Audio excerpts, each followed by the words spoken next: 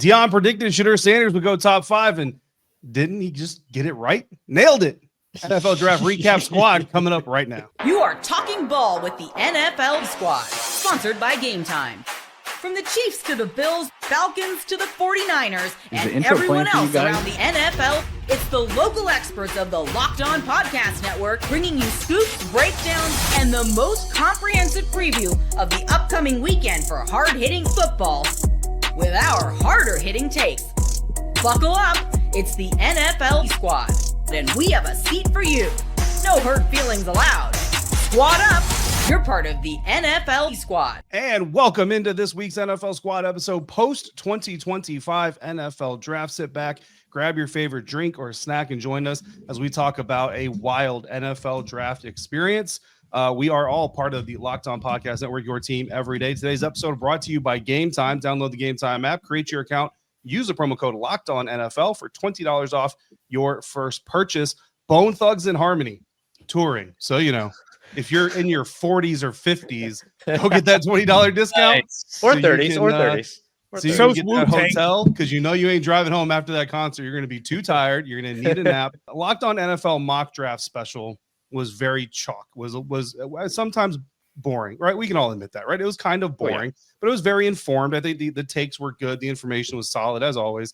The NFL draft, a little bit less boring. I mean, the first trade coming up pretty quick. I think the board really didn't shake up too much from that trade, but you know, first trade coming in pick number 2. So some exciting things, but of course, the most exciting thing all weekend long is the amount of times you heard the name Shedeur Sanders, and it was not for good reasons. We're going to kick off talking about that, but we got plenty of draft conversations coming, all coming from Ross Jackson, Locked On Saints, Cody Rourke, Locked On Broncos, James Yarko, Locked On Bucks, Nick Cattles, Locked On Patriots. Welcome, sir, to your first NFL Squad episode. Thank you, Kevin man. Ostreicher, Locked On Ravens, Aaron Freeman of Locked On Falcons. Of course, I'm David Harrison of Locked On, the best team in the NFL. So, guys, Shedeur Sanders. When did you come back to my show, kick David? off with Nick. James, you're not talking yet. I'm going to kick it off with Nick, actually. So we're going to let the newcomer go first. What were your thoughts as Shedeur Sanders continued to slide? And when did you think the Pats might draft him to replace Drake May? Oh, yeah. Well, first, can I just say T's and P's for Mel Kiper? T's and P's, because I just want to make Oh, sure my gosh. he was able to get through that very challenging time of his life. I don't know what was going on with Mel. My freaking goodness. Like the Shedeur Sanders stuff, what bothered me the most, David, was the fact that I just felt like they were telling one side of the story, which was like, oh, this poor young man, he keeps falling. And I understand the adversity. All right. Falling in the NFL draft is never fun. And I'm sure he was embarrassed, but he wasn't diagnosed with cancer. He wasn't fighting some real life tragedy. He's going to be drafted in the NFL. His dad is Neon Dion. He had his jersey retired at Colorado for no reason whatsoever, other than his dad is Neon. So I didn't feel bad for him that as much as apparently some of the people that were doing the TV felt bad for him. But when you read about it, and I'm sure you guys read a bunch of the stuff, he didn't necessarily win a bunch of people over during the process. I don't think the things that were said before the draft helped him at all, either by him or his dad. And I just thought it was a lack of accountability almost from like the family and him, because they're like, oh my God, we can't believe he's falling. It's like, I think they played a role in it. So the 5th round, yeah, I was surprised he fell to the 5th freaking round, but I wasn't surprised that he fell out of the 1st after what had been said about him. Yeah, look, that 5th round check hits a little harder, or less hard, I should say, a little weaker than that 1st round check. And yes, I did make the joke because Deion Sanders did say his son was going to go top 5. So, you know, top 5 rounds of the NFL draft is still top 5. So he's accurate. And you know what? If that 5th round check isn't enough, he can go sell that Rolly and make up, you know, some of that cash. Ross Jackson, Locked On Saints. I want to ask you this because there was a very, very specific part of this conversation that Nick just mentioned, Deion Sanders. How much do you think Deion Sanders influenced this whole thing? Because there was a lot of comparisons throughout the weekend of Archie Manning, New Orleans Saints legend, which is why I'm coming to you, for what he did with his son, Eli Manning, and their whole Chargers, not Chargers saga. So how much do you think that played into it? Yeah, look, I think that's 2 things. I think that, first of all, it's the difference in time in terms of when these couple of different things happened, and the idea of like, oh, I'm going to pull an Eli doesn't play the way that it does now when you're out there talking about it ahead of time versus when you do it in the moment, like what happened with the Mannings. And I think the other side of all this too, that we kind of have to remember is we're in an entirely different landscape in terms of what it is that these players are walking into the NFL with, the experiences that they have, the lives that they live, the money that they've got, all these other things. And there's going to be people around the NFL, for better or for worse, that don't like it, that aren't fans of it, and that aren't going to sit there and hold your hand and aren't going to do all these other things. Not saying that Shedeur Sanders needed his hand held. I thought Shedeur Sanders was one of the best quarterbacks in this year's draft, but I don't think that he was the quarterback that was good enough to be able to overcome all of the other things that were going on. And I think that where the Sanders situation differs is the fact that, if I'm being honest, I don't know how much Deion Sanders helped his son's situation from getting prepared, from getting him ready for what these NFL teams are going to look for, how to play the game, how to interview, how to take everything with gratitude, all these other things. I think those are the things that NFL teams are looking for. And again, like I said, for better or for worse, whether you agree with it or whether you disagree with it, it's the environment of the NFL. And until you've shown up and proven something in this scenario, when you're already not the quarterback that's expected to go at the top of the board, then you're probably going to run into a situation to where you're going to end up doing yourself more detriment than creating benefit for yourself when you come out and kind of do some of these things. Like when you're, as has been reported, blowing off teams because you don't think you're going to be there and that it's your time and all these other things, that's going to come back to bite you. And I think that's exactly what happened in the NFL, which has, I think that we've seen all the way from, certain situations and, different, I'll just say different situations around the league.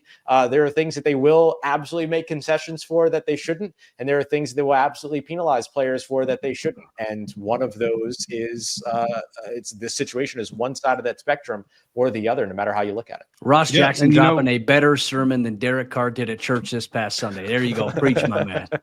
There were a lot of conversations, like a lot of the media members who were feeling bad for Shedeur, right? I heard multiple people, typically former players, saying that you're supposed to be drafted on your talent alone. None of this other stuff is supposed to matter. But Kevin Ostreicher, Locked On Ravens, you cover Lamar Jackson, who runs the ball pretty well, throws the ball pretty well, controls the offense pretty well, but he also represents the Ravens really well. So is it fair that how you're going to represent the franchise, how you can potentially be the face of the franchise, does matter in these evaluations? No, 100%. I mean, it's a huge part, especially, I know different positions hold different value throughout the league in terms of franchise this, franchise that, but the quarterback position in the NFL, that is your leader. Like, that is your guy. And, if a guy is going to go in and call out his teammates or, be a big drama person that early in his career, it could cause fractures in the locker room from an early stage. And you talk about Lamar, this is a guy that is extremely humble.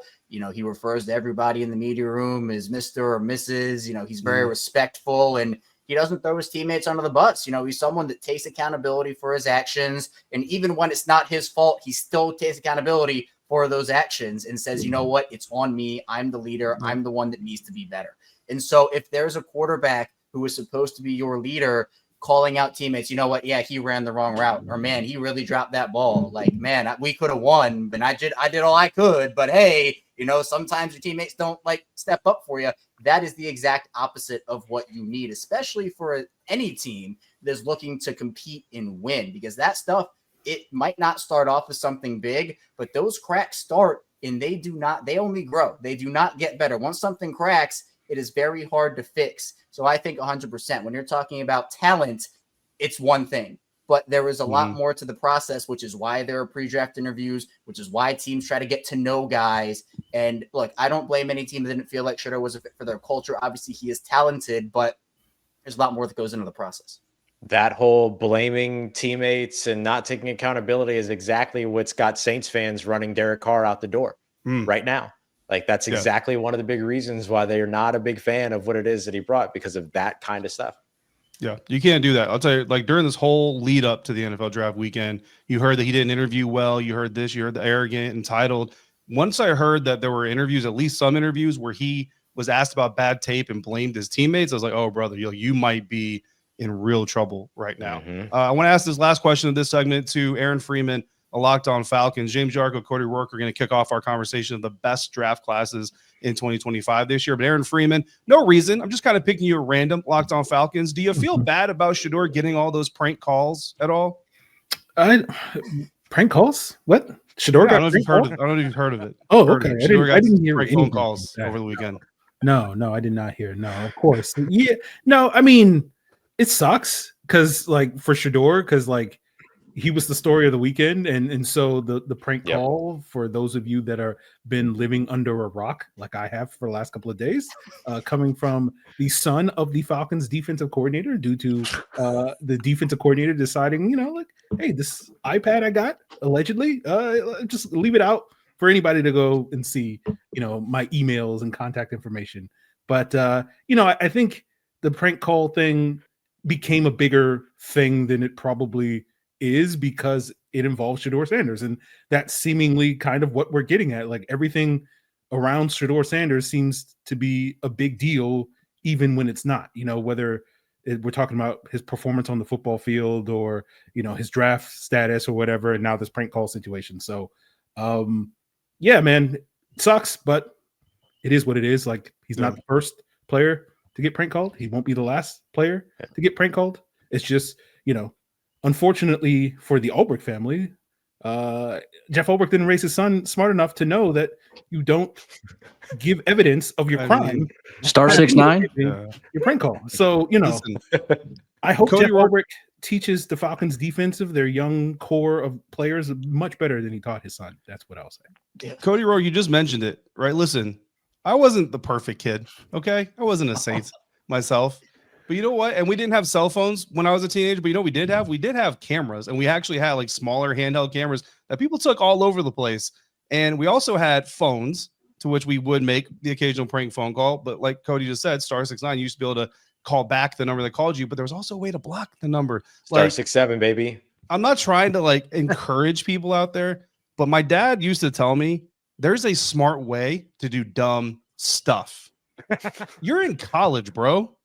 Be smarter. Like, if I'm the dean of that university, that's what I'm mad about. I'm like, dude, are you serious? Like, you represent this intellectual institution, and this is what you're out here doing. Cody Rourke, James Yarko, Locked On Broncos, Locked On Bucks, and a kickoff our best draft class of 2025 conversation coming up next on this week's NFL Squad, part of the Locked On Podcast Network, your team every day. Today's episode is brought to you in part by Gametime. There is nothing like the atmosphere of an NBA playoff game. Every bucket, every defensive stop, every moment just feels huge. It's electric in the arena. And with Gametime, you can be a part of it without the stress of last-minute ticket hunting. Gametime makes it fast and easy to get your playoff tickets. Even when the demand is sky high, prices on the app actually go down as it gets closer to tip-off time. And their last-minute deals can save you up to 60%. Save 60% off buying last-minute tickets for sports, concerts, comedy, theater, anything you think of, they have on the app. And when you're on the app, toggle in the all-in pricing. You'll get no surprise fees at checkout. So take the guesswork out of buying tickets with Gametime. Download the Gametime app today. Create your account. Use the code LOCKEDONNFL for $20 off your first purchase. Terms apply. Again, create your account. Redeem the code LOCKEDONNFL for $20 off. Download Gametime today. Last-minute tickets. Lowest price guaranteed.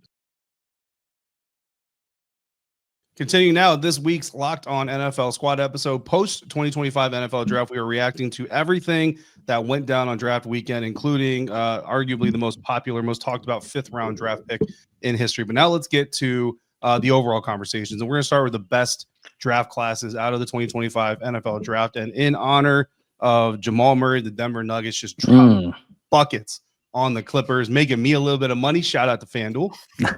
Cody Rourke, I'm gonna let you kick it off, man. Who is your number one? Who's your favorite draft class of this year? Well, draft class in totality, I mean, like I said, I've only paid attention to Denver's, but I think when we look at first-round picks, I felt like the first round had a lot of value. If you're the Los Angeles Rams, obviously round number 2 is your most exciting starting point. I liked them getting Terrence Ferguson. But let's talk about round 1 picks. I mean, I was shocked by the Broncos pick with Jahdae Barron, but man, that's a great freaking fit to put inside this Broncos defense next to Pat Surtain. I love James Yarko in the Locked On Bucks pick there of Emeka Egbuka. I wanted him in Denver. I thought that's a great addition there with Mike Evans, Chris Godwin, Travis Hunter going to Jacksonville was interesting. I wish Spencer was on this show because I was going to say, what are the Browns doing? Trading out a number 2 where they could have had a chance. Ideally, you could have had Travis Hunter and Shedeur Sanders when it was all said and done. But so many good picks across the board here. The Eagles as well, I hate to give them credit because everyone always hypes up Howie every year. but them getting Jahad Campbell was really good as well. I felt like the first round contained a lot of value from top to bottom. And as you mentioned earlier, I felt like it was more entertaining. There were more twists and turns ultimately than our locked on NFL mock draft that we had. But man, it was entertaining. I think a lot of teams came away with some great players in round 1 of this year's draft. It's hard to just pinpoint who actually won it. Yeah. It's actually impressive. The closer we got to actual draft weekend, I started to have more and more guys that I liked in like the first round, or at least like really early day 2. I'm like, you know what? Maybe there's more talent in this class, and we really gave credit for most of the draft build up. I love the Travis Hunter pick by the Jacksonville Jaguars, being bold, moving up and going, getting him. And if you've heard the answer that he gave to an amazing question during his introductory press conference, where he's asked who wins, Travis Hunter, the receiver, Travis Hunter, the DB, that question asked by Tony Wiggins of Locked On Jags. So if you've heard that quip and you've laughed at it, you owe him a sub. So go over there right after this and sub to Locked On Jags, and also listen, because Tony's that funny, or leads into that kind of funny conversation. Also, the afternoon host of Locked On NFL, so you can go get him in multiple different places. But enough plugging there. James Yarko, Locked On the Ohio State Buckeyes wide receivers. I love. So behind the curtain here, guys, James Yarko hates Ohio State. Absolutely hates Ohio State. He picked James Pierce Jr., the Tennessee edge rusher, in the mock draft special for the network. And I told him, I don't cover the Bucs anymore, but I still pay attention. I don't like the pick. And he was like, yeah, well, your opinion doesn't matter anymore. I said, okay, touche.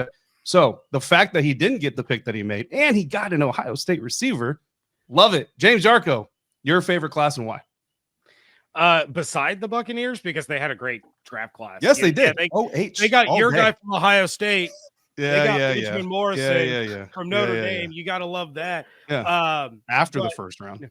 Whatever. And highest drafted players in Buccaneers history from Ohio State and from Notre Dame. Fun fact. But no, Cody and I were talking before the show that, Bucs were expecting defense, and I talked a lot about Jahdae Barrett. And then he was talking about how Broncos were expecting offense. He loved Emeka Egbuka. But no, honestly, I love what the Carolina Panthers did, man. Like, I think they had a really, really good draft. You can see what Dave Canales is trying to do. Not enough people are talking about the Panthers potentially being a problem. If not this year, definitely by next year. But they go out and they get their big receiver. Dave Canales gets his Mike Evans in Ted McMillan, and then you bolster the edge with Scorton and Princely Umanmielen. Another Ohio State guy that I really liked a lot. You got safety Lathan Ransom back there now. And I liked Trevor Etienne more than I think a lot of people did, just because he's not going to be your lead back. He's not going to be, that 1,000-yard guy, but he is going to be that kind of Swiss Army knife that can do a lot of different things for that offense. So I think what Carolina did was pretty special. We might look back on this here in 2 or 3 years and talk about how this was the draft class for Carolina that turned them around and made them contenders for the NFC South. I want to make it clear. I was kind of forced to make a bold prediction on a show a couple weeks ago about the NFC South. My bold prediction was the Panthers were going to win the NFC South this year. So I'm all in on it. And I know the other three NFC South hosts are in here right now, and I'm doubling down. The Panthers are winning the NFC South. We're doing it. Carolina, you know what? Maybe even they'll make the Super Bowl. Who knows? I don't against the Ravens, but I will now. Who We're making enemies tonight. There's probably some people watching this right now or listening to this right now thinking, man, Locked On Bucs host giving the Panthers some love. What an unbiased guy he is. But what he didn't mention is that Dave Canales, former offensive coordinator for the Buccaneers. So there's a whole lot of bias for James Yarko to talk about. I'm not keeping praise on Liam Cohen. Yeah, you're good. You're done. Don't worry about it. We're done. Nick Locked On Patriots. I hear the Pats had a pretty good draft weekend as well. What do you think about their class? Yeah, I mean, look, I'm going to sound like the ultimate homer, but I do think that they had a really good draft, and Dane Brugler had them ranked as the top draft in this year's with this year's class. And the question is obviously Will Campbell. I think that's the most polarizing pick. I can't tell you how much arm length I've talked in the last couple of months. I can't do it anymore. But if Will Campbell ends up being at least an average, if not slightly above average left tackle for the next decade, then I mean, they just added so many different pieces, the dynamic element to their offense, which has been missing. You bring on Travion Henderson and what he can do in the pass and run game. That was my guy. Right? His pass protection is just bananas. But he's a home run threat, and they haven't had a home run threat. And if Kyle Williams works out, I mean, I think here in New England, there's a lot of PTSD from their terrible drafting, and especially at that position. But if Kyle Williams at 69 ends up being the guy that they think he can be, another dynamic guy that can get down the field, be that X receiver they've been dying for, if he can bring that skill to this offense, then they've gotten better. I don't know if I'd go, 10, 11 wins better just yet, but I do think that Vrabel has brought in kind of a new attitude, and I think that they focused on guys that had certain traits. They want high football IQ guys. They want guys who have great character. They drafted a bunch of captains from their college teams. They believe in that. I think even Jared Wilson and Joshua Farmer, and then you go down to the 5th round and you get Braden Swinson, who, had like a pass rush win rate of better than 22% last year at LSU. So I think they did a great job. But as we all know, we can give grades the day after, but we'll find out in 2 or 3 years. The execution, like that, the most important thing, David, that stood out to me, and I don't know how much, I'm sure you guys watch this as well as you're watching the draft unfold, is like, does the team understand the board? Does the team understand certain runs at positions? Last year, the Patriots didn't do a good job of that, right? They traded out of the spot. Lad McConkey gets picked, and they lost on the left tackle and tackle run in the 2nd round. They tried to get back up into that. They weren't able to. This year, they were ahead on runs. They traded up to 137 for Joshua Farmer, and 3 out of the next 6 picks were defensive tackles. So they were ahead on runs this year. It just felt like they had a really good handle of the board. Yeah, no, got a better handle than Bill Belichick awesome. does right now on his PR. Brother, a lot of those names you just rattled off were guys that I had all over my Commanders, quote unquote big board that I was coveting for them. Trevion Henderson, like at number 29, I would have loved Trevion Henderson even at number 29 to the Washington Commanders. But fortunately, Commanders Patriots joint practices, so at least I'll get to see him and cover him for a couple days, 2 or 3 days. There we go. So that'll be a lot of fun. Kicking off next, we're going to talk about the quarterbacks that went in this year's class, where they went, who has the most chance of success. Before we do that real quick, Cody Rourke likes to throw me on the spot every once in a while, ask me my thoughts on a specific topic. David, your Landon thoughts. McCool is not here because the Dallas Cowboys had one of the best classes this year, and we're out of time, so I'm not going to be able to dive into that. But best quarterback situations coming up next on this week's NFL Squad episode, part of the Locked On Podcast Network, your team every day. Today's episode is brought to you in part by Amazon Fire TV. Did you know that your Fire TV is also an Xbox? Turn any TV into your gaming and entertainment hub with Fire TV Stick 4K devices. No console required. Just grab your paired controller, subscribe or sign in to your Xbox Game Pass Ultimate with EA Play included, and you're ready to go to dive into hundreds of premium titles, including EA Sports College Football 25, Call of Duty, and more. As easily as you stream in your favorite shows, you can be gaming. What if you could jump into your favorite Xbox titles without needing your console in every single room? It's incredibly convenient, and it all comes in 4K as long as you have the appropriate equipment. Head to Amazon.com/Fire TV Locked On to get started. Xbox Game Pass Ultimate subscription and compatible controller required. Available on select devices, including Fire TV Stick 4K 2nd Gen, Fire TV Stick 4K Max 1st and 2nd Gen, and the Fire TV Cube 3rd Gen. Wrapping up this week's NFL Squad episode, post-2025 NFL Draft. The most important position on the field, of course, is the quarterback. So that is how we're going to wrap this thing up. We started with the quarterback. We're going to end with the quarterback. And there's only one person here covering a rookie quarterback this year. That is Ross Jackson of Locked On Saints. Congratulations. Did you trade up in our mock to get Jackson Dart, or were you just going to? I can't remember anymore. I did trade up to get Jackson Dart, and I almost traded up to get Tyler Shuck just to really drive home that I knew where this was going, but I didn't do it. Well, Jackson Dart, a team did trade up to get him. That was the New York Giants. The New Orleans Saints did get Tyler Shuck. That's spelled with a GH for those of you who hate the American English language. 40th pick overall to the New Orleans Saints. Is he the next, I don't know, Archie Manning? Is he the next Drew Brees? Drew Brees wasn't drafted by the Saints, but that's okay. Nope, but he is the next starter for the New Orleans Saints. That's for certain, or at least I'm certain that that's going to be the case. I believe that Derek Carr will be out of New Orleans by the time that this season begins, either because he is literally out of New Orleans or because he undergoes surgery and then isn't able to play in 2025. But in any case, I think Tyler Shuck's going to be the starter for the New Orleans Saints, at least at some point during the 2025 season. Won't be shocked if it's week 1. So what are the Browns? What are the Browns going to give up to get Derek Carr? 6th round pick. Shedeur Sanders. See the Saints. You see the Gabriel. Saints. You see, the Saints traded a 6th-round pick to the New England Patriots this offseason in 2026 to get Devon Godchaux here to New Orleans, get him back to Louisiana. So what the Saints can do is call up the Cleveland Browns and say, hey, if you got a 6th-round pick, you don't have to fight for him on the market with the Indianapolis Colts. Just give that 6th-round pick back and then all good. You know what I mean? So I think that's the play here. Yeah. Perfect. So I thought it was funny. I found this Yahoo Sports. I don't know if we're allowed to shout out other outlets. I found this thing from another outlet.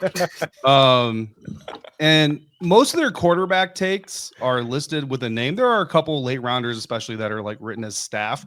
But the first one that's written as staff is Dillon Gabriel, Cleveland Browns 3rd-round pick, quarterback out of Oregon. And I mean, it basically it kind of highlights the entire weekend, where it just basically slams Gabriel for happening to be the guy that gets drafted by the Browns before they draft Shedeur Sanders. If there's somebody I feel bad about the Shedeur Sanders story, it's actually Dillon Gabriel, because he didn't pick who picked him. He didn't pick other teams to pass over him. And he certainly didn't pick to be the guy taken right before Shedeur Sanders got taken. Yet he's getting a lot of strays here. Kevin Ostreicher, I want to ask you this. When training camp ends, if you have to predict, and you have to because I'm putting you on the spot as an AFC North representative, who is higher on the Browns depth chart? Dillon Gabriel or Shedeur Sanders? I thought you were going to go who's starting. I would have said Joe Flacco with I'm not going to go that far just yet. But if I had to pick which one, I'm going to say it's going to be Dillon Gabriel. And I just think that's because I would hope that Cleveland, and again, maybe I'm hoping for a little too much, but I hope that Cleveland will do the right thing and be fair in the process and not just give it to Shedeur because of all of the coverage. And I think that it's not that Shedeur isn't talented. I'm not trying to say that whatsoever, but I think that Gabriel fits a little more of what they want to do. And I think that he's a little more ready for them right now. Mm-hmm. Now, are they going to win a Super Bowl? I don't know about all that. All right, Kevin, you're going to get the rise out of me you were trying to get from me when you said that the Carolina Panthers are going to win the NFC South. Oh, I wanted it then, but okay, I'll allow it now. That is the worst take I've ever heard you give. That is the worst take I've ever heard you give. Well, then it's the worst take you're going to give too, because you're both dead wrong. Shedeur Sanders is clearly the better quarterback than Dillon Gabriel. What the hell are we doing? I don't care where they were drafted, where they weren't drafted, anything like that. Shedeur Sanders is clearly the better quarterback between those two. Dillon Gabriel's not going to be an NFL quarterback. He's going to be in the UFL in 2 years. He's not even 6 foot. He's like 5'10". He's not going to be above anybody on a depth chart. What are we Ross, doing? He threw the fastest mile per hour at the Senior Bowl. Except, no, he didn't. Except, no, he definitely did not. Like, what are we doing? Like, I understand. I get it. I get it. Like, from the Shedeur Sanders has a bad attitude side and stuff like that. Like, I'll go so far as to do that. But to pretend like the kid is the worst quarterback in this class, just absolutely ridiculous. Absolutely ridiculous. I don't think he's the worst quarterback in this class. If you think he's behind Dillon Gabriel, the worst quarterback in this class, then yes, you think he's the worst quarterback in this class. Here is the thing. The Browns are going to have to make a decision. And I thought Ian Rappaport nailed it. Nobody wants the circus for a backup quarterback. That's why Tebow was out of the league. That's why Manziel was out of the league. And I'm not saying that Shedeur isn't as or more talented than those guys, but the Browns are already a dumpster fire. They're not inviting in the media that hyped this guy up to be a top 5 pick when he was very clearly a backup with starter possible potential, but they're not going to want the media asking after every game, when they're struggling, when is Shedeur going to start? They don't want all the cameras during training camp surrounding Shedeur. Then why would Dillon Gabriel be ahead of him? You're contradicting yourself. That makes no sense. They're gonna that makes no sense. I cannot wait for the squad show after the Browns cut him because they don't want to deal with the crap that comes with him. Oh, Gabriel? No. They ain't gonna cut Shedeur. Now we're just They're not openly gonna cut now we're just openly being ridiculous. They're not gonna like, cut Shedeur. Y'all should be ashamed of yourselves. Before they cut Shedeur. Absolutely. They're not gonna cut Shedeur. That is the worst. Joe Flacco. I want no more of this conversation. Every quarterback conversation turns to Shedeur. Drafted. Like, how did Dillon Gabriel get drafted before Will Howard? Like, you talk about a guy who interviews well and did well. That was crazy to me.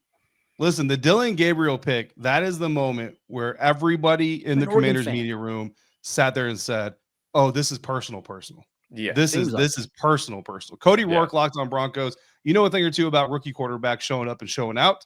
So I want to ask you this question. Quinn Ewers, last quarterback taken, 231 overall to the Miami Dolphins.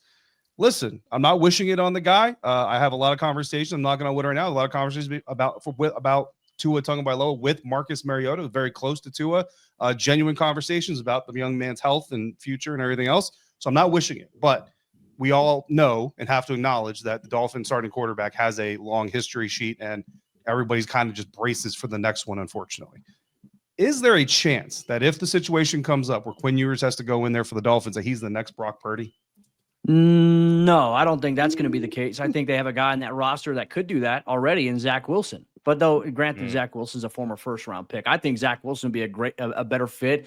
There was a little bit of a running meme that with Quinn Ewers that every pick he didn't get drafted, or every round that passed before he got drafted, another animal died. If you looked at his background, like another animal. That's where we're Didn't at. he have a T-Rex head up there? So he had a dinosaur head. See, I don't know if that was real or if somebody photoshopped that, but I couldn't help but wonder. I was like, what are we going to see on the next camera here? I don't see that necessarily with Quinn Ewers.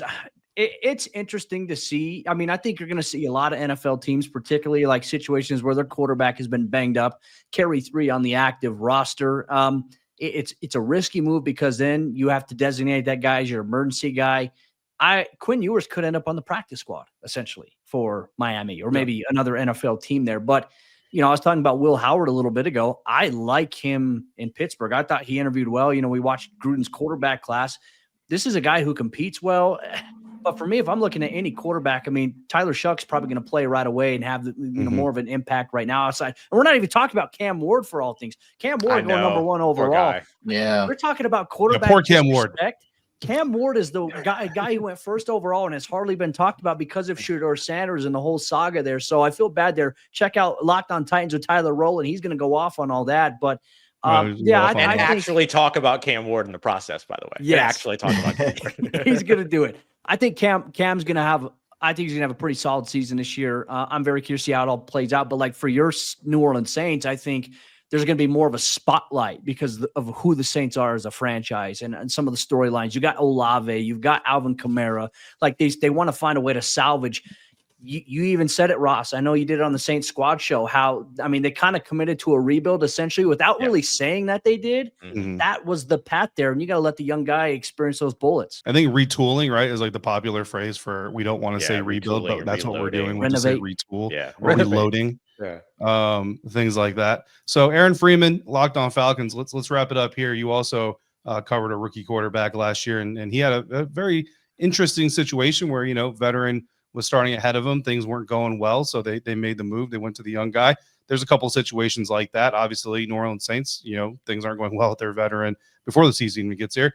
New York Giants, make no mistake about it, if Russell Wilson struggles early on, that staff, they don't have time. So Jackson Dart could get thrown in the fire very quickly. Of course, Cam Ward, by the way, the number 1 overall pick of the NFL draft here in the 33rd minute of this NFL draft squad show, if Cody doesn't cut a lot of stuff out of this. So I'll ask you, if the next offensive rookie of the year is like the last 2 offensive rookies of the year, and it is a quarterback, which do you think it is most likely going to be, and why is it Dylan Gabriel for the Cleveland Browns? I was just going to say it. I was just going to say it. Because all left-handed quarterbacks are elite quarterbacks. That's all I know. So Dylan Gabriel absolutely will be an elite quarterback. Tua, Michael Penix Jr., Dylan Gabriel. It's just going to be the holy trinity of quarterback. No, of course. I do like Dylan Gabriel probably more than the rest of this panel, but he's not going to be the offensive rookie of the year. If we're talking about a quarterback, obviously it's going to be Cam Ward. If anybody from this quarterback class is going to win it, obviously I think Ashton Genty is probably the favorite just because of the nature of the position he plays, and we know he's going to get the football. Everybody's sort of wondering, okay, how good is this Tennessee offense going to be with Cam Ward? It has the potential to be very good. They added in Tyler Lockett. They have my guy Calvin Ridley there. They really revamped the O-line and whatnot. And so you could see the pathway for this Titans offense making a significant jump this year that could make Cam Ward the runaway favorite for the offensive rookie of the year. Now, I'm not going to put the Jaden Daniels expectations on him or the Joe Burrow or whoever else you want to put as elite rookie quarterbacks expectations on Cam Ward, but there is a path things click into place, Cam Ward and that Tennessee Titans team could be a much more competitive team in an AFC South than I think a lot of people expect them to be going into the draft. Yeah, absolutely. So that's a good way to wrap up this NFL Squad post 2025 NFL Draft episode. Thank you all. Make sure you're following all of us in our respective Locked On NFL shows because you're getting a lot of coverage and a lot of information. We are all part of the Locked On Podcast Network, your team every day. Can't believe David disrespected